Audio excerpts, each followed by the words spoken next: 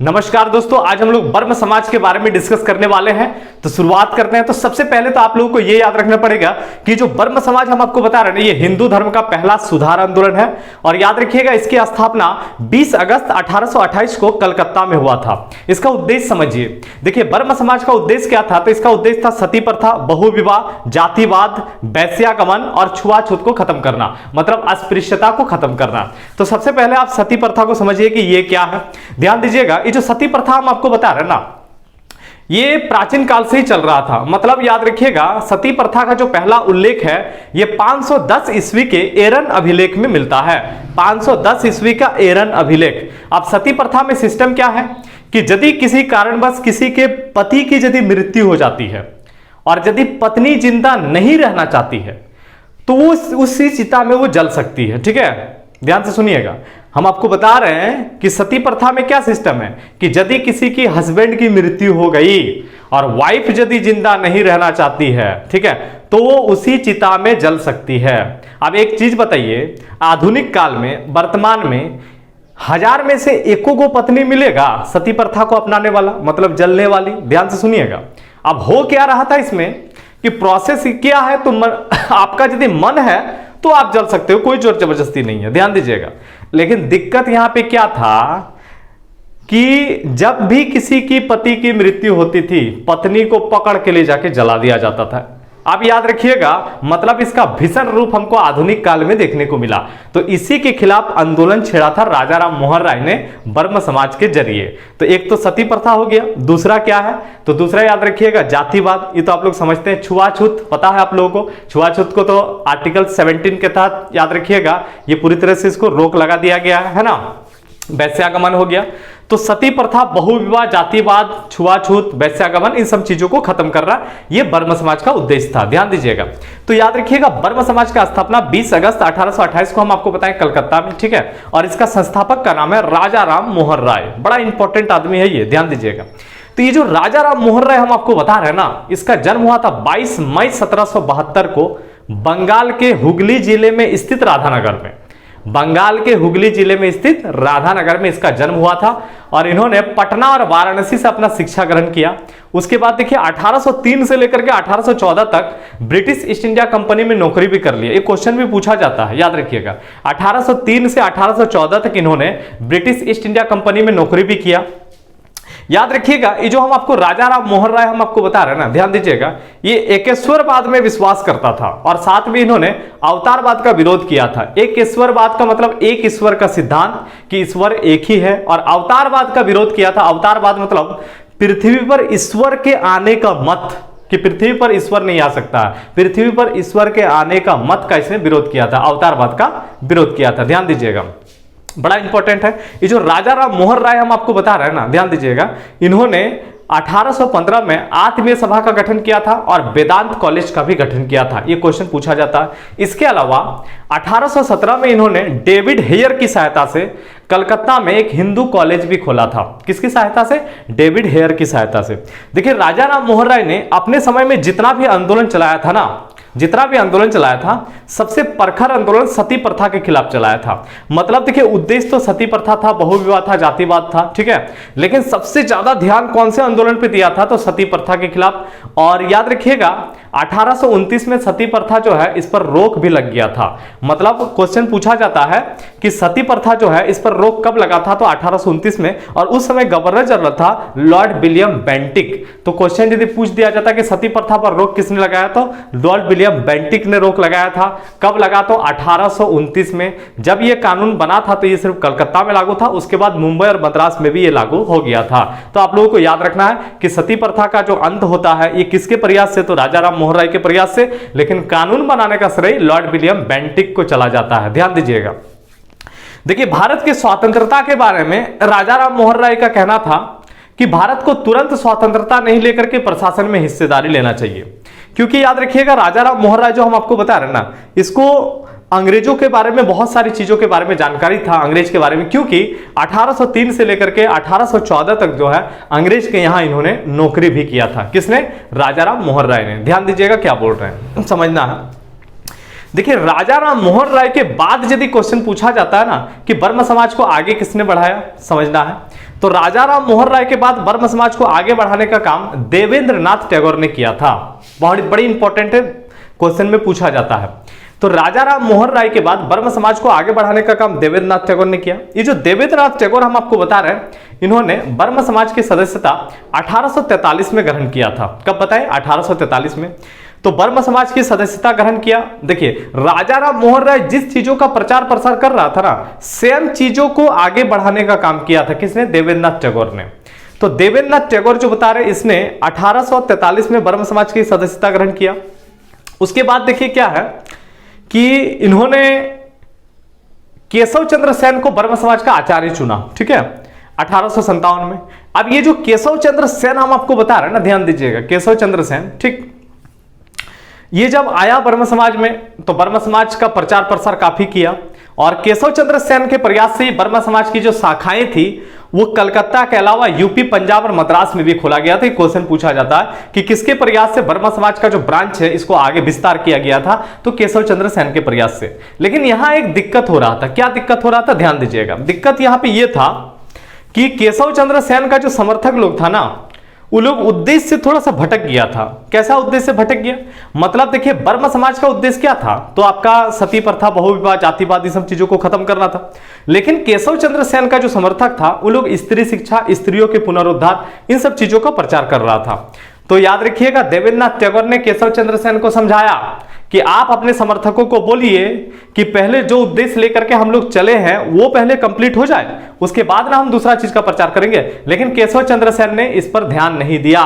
यही कारण है कि 1865 में, कब बताएं? 1865 में देवेंद्र नाथ टैगोर ने केशव चंद्र सेन को ब्रह्म समाज से बाहर निकाल दिया। कब बाहर निकाल दिया? 1865 में। तो याद रखिएगा, ये क्वेश्चन पूछा जाता है कि ब्रह्म समाज में पहली फूट कब पड़ गया? तो 1865 बोल सकते हैं आप। ठीक है, क्योंकि 1865 में जब केशव चंद्र सेन को बाहर निकाला तो केशव चंद्र सेन बाहर निकल करके आदि ब्रह्म समाज का गठन करता है। आगे हम आपको इसके बारे में बताएंगे। ध्यान दीजिएगा क्या बोल रहे हैं। तो याद रखिएगा, क्वेश्चन ये पूछा जाता है कि आपका ब्रह्म समाज जो है ये राजा राम मोहन राय के बाद आगे किसने बढ़ाया? तो देवेंद्र नाथ टैगोर ने। आचार्य किसको चुना? केशव चंद्र सेन को। केशव चंद्र सेन जो बता रहे, इसके प्रयास से ब्रह्म समाज की शाखाएं कलकत्ता के अलावा यूपी, पंजाब और मद्रास में भी खोला गया था। केशव चंद्र सेन ने आचार्य किसको चुना? याद रख, सॉरी, देवेंद्र नाथ टैगोर ने आचार्य किसको चुना? तो केशव चंद्र सेन को चुना। और आप लोगों को याद रखना पड़ेगा कि जो केशव चंद्र सेन है, ठीक है, ये ब्रह्म समाज का तो उद्देश्य था उससे हटके प्रचार प्रसार कर रहा था, इसीलिए क्या किया? इसको बाहर निकाल दिया गया था। कब? तो 1865 में। ध्यान से सुनिएगा क्या बोल रहे हैं। देखिए, बड़ा इंपॉर्टेंट है ये जो राजा राम मोहन राय के बारे में हम आपको बता रहे हैं। किसके बारे में? राजा राम मोहन राय। समझना है क्या बोल रहे हैं। ठीक है, देखिए, क्वेश्चन एक पूछता है कि राजा राम मोहन राय को राजा की उपाधि किसने दिया था? तो आप लोग अकबर द्वितीय का नाम सुने होंगे। याद रखिएगा, अंग्रेज के संरक्षण में बनने वाला पहला मुगल बादशाह था अकबर द्वितीय। मतलब ये सब जो है ना अयोग्य बादशाह है, इन लोगों को सिर्फ पेंशन वगैरह दे करके रखा था अंग्रेजों ने। ठीक है, तो राजा राम मोहन राय जो बता रहे ना, उसको अकबर द्वितीय ने राजा की उपाधि दिया और बोला कि जाओ इंग्लैंड और जा करके पेंशन जो मिलता है ना वो राशि बढ़ाने का बातचीत करके आइए, कि पेंशन जो हम लोगों को दिया जा रहा है वो राशि थोड़ा सा बढ़ा दे तो अच्छा रहेगा। ठीक है, अब राजा राम मोहन राय को राजा की उपाधि किसने दिया? अकबर द्वितीय ने। क्वेश्चन पूछता है। तो राजा राम मोहन राय इंग्लैंड गया और वहीं जाकर के वहां से वापस नहीं आया। इंग्लैंड जाकर के ही, याद रखिएगा, 27 सितंबर, कितना बताएं? 27 सितंबर 1833 को राजा राम मोहन राय की मृत्यु हो जाती है। कहां? इंग्लैंड में एक जगह का नाम आता है ब्रिस्टल में। ठीक है, तो ब्रिस्टल में हो गई मृत्यु किसकी? राजा राम मोहन राय की। कब बताएं? तो 27 सितंबर 1833 को। ध्यान दीजिएगा। अब देखिए, अभी अभी हम आपको बता दिए कि राजा राम मोहन राय के बाद ब्रह्म समाज जो है ना इसको आगे बढ़ाने का काम देवेंद्र नाथ टैगोर ने किया। अब हम आपको यह समझा दिए कि देवेंद्र नाथ टैगोर जो है इसने तो सदस्यता 1843 में ग्रहण किया था। अब राजा राम मोहन राय की जो मृत्यु है ये तो 33 में ही हो जाता है। तो 10 साल फिर क्या होता है समझना है। तो देखिए, राजा राम मोहन राय जो बता रहा है ना, वो जैसे उसकी मृत्यु होती है, तो मृत्यु कब हुई थी? तो 1833 में। तो मृत्यु के ठीक बाद ना ब्रह्म समाज का संचालन, याद रखिएगा, द्वारिकानाथ टैगोर ने किया था। ये जो द्वारिकानाथ टैगोर हम आपको बता रहे हैं, ये देवेंद्रनाथ टैगोर का पिता का नाम है। समझना है क्या बोल रहे हैं, ठीक है। जैसे ही राजा राम मोहन राय की मृत्यु हुई, कब हुई, तो 1833 में। मृत्यु के ठीक बाद ब्रह्म समाज का संचालन द्वारिकानाथ टैगोर ने किया। तो द्वारिकानाथ टैगोर ने क्या किया, तो ब्रह्म समाज को सिर्फ बचा के रख दिया, ज्यादा प्रचार प्रसार नहीं हुआ, लेकिन जिंदा था ब्रह्म समाज। ध्यान दीजिएगा।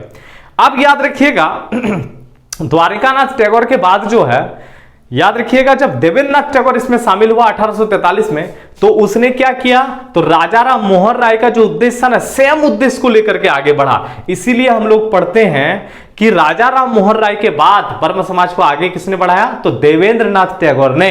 और द्वारिकानाथ टैगोर ने सिर्फ संचालन किया था, लगभग कितना साल, तो 10 साल। तो ये जो देवेंद्रनाथ टैगोर हम आपको बताएं अभी अभी कि इसने ब्रह्म समाज की सदस्यता 1843 में ग्रहण किया था। दोस्तों याद रखिएगा, ये जो देवेंद्रनाथ टैगोर बता रहे ना, ये ब्रह्म समाज की सदस्यता ग्रहण करने से पहले तत्वबोधिनी सभा से जुड़ा हुआ था। कौन सा सभा, तत्वबोधिनी। और याद रखिएगा देवेंद्रनाथ टैगोर ने तत्वबोधिनी नामक एक पत्रिका का भी प्रकाशन किया था। तो आपको पता चलना चाहिए कि जो देवेंद्रनाथ टैगोर है 1843 में ग्रहण किया। आचार्य किसको चुना, केशव चंद्र सेन को। तो आचार्य चुना उसको कब, तो 1857 में। और जब 1857 में आचार्य चुना, तो केशव चंद्र सेन और देवेंद्रनाथ टैगोर दोनों ने मिलकर के एक मैत्री संघ का भी गठन किया था। ये क्वेश्चन पूछा जाता। बाकी आपको हम बता दिए कि केशव चंद्र सेन जो है ना, उद्देश्य से थोड़ा अलग प्रचार प्रसार कर रहा था, इसीलिए 1865 में इसको ब्रह्म समाज से बाहर निकाल दिया। कब बाहर निकाला, तो 1865 में। ध्यान दीजिएगा। उसके बाद वो नया समाज का स्थापना करता है, जिसका नाम है आदि ब्रह्म समाज। देखिए और एक लाइन आप लोगों को याद ये रखना है कि जो केशव चंद्र सेन है ना, इसने 1861 में इंडियन मिरर नामक एक पत्रिका का प्रकाशन किया था, इंडियन मिरर। और याद रखिएगा, इंडियन मिरर जो पत्रिका बता रहे हैं ना, ये भारत में अंग्रेजी का पहला समाचार पत्र है। ये भी क्वेश्चन पूछा जाता है कि भारत में अंग्रेजी का पहला समाचार पत्र क्या है, तो इंडियन मिरर है, जिसका प्रकाशन किसने किया था, तो याद रखिएगा केशव चंद्र सेन ने किया था। अब थोड़ा ध्यान दीजिएगा। देखिए जैसे ही केशव चंद्र सेन को बाहर निकाला 1865 में, तो केशव चंद्र सेन ने एक आदि ब्रह्म समाज का गठन किया। तो आदि ब्रह्म समाज का स्थापना पूछेगा कब हुआ, तो 1865 में। संस्थापक का नाम केशव चंद्र सेन। ज्यादा कुछ याद नहीं रखना है। आदि ब्रह्म समाज का उद्देश्य क्या था, तो स्त्रियों की शिक्षा, स्त्रियों का पुनरुद्धार, स्त्रियों को आगे लेकर के आना, सब याद रखिएगा स्त्रियों से संबंधित था। ध्यान दीजिएगा क्या बोल रहे हैं, ठीक है, इसका उद्देश्य यही था। अब देखिए हुआ क्या कि जो केशव चंद्र सेन बता रहे हैं ना, बड़ा इंपॉर्टेंट है। इसने याद रखिएगा एक विवाह से संबंधित अधिनियम पास करवाया था, जिसको बोलते हैं ब्रह्म विवाह अधिनियम। तो विवाह से संबंधित जो कानून बना था वो 1872 में बना था। कब बताएं, 1872 में। तो केशव चंद्र सेन के प्रयास से 1872 में विवाह से संबंधित एक कानून बना। अब ये जो कानून हम आपको बता रहे हैं ना 1872 में, इसमें सिस्टम ये था कि इसमें लड़की के लिए शादी का जो एज रखा गया था वो याद रखिएगा 14 साल रखा गया था, कि लड़की का शादी कितना साल में होगा, तो 14 साल में होगा। ध्यान दीजिएगा। अब क्या हुआ, कुछ दिन के बाद, मतलब केशव चंद्र सेन के प्रयास से ही ये कानून तो बना।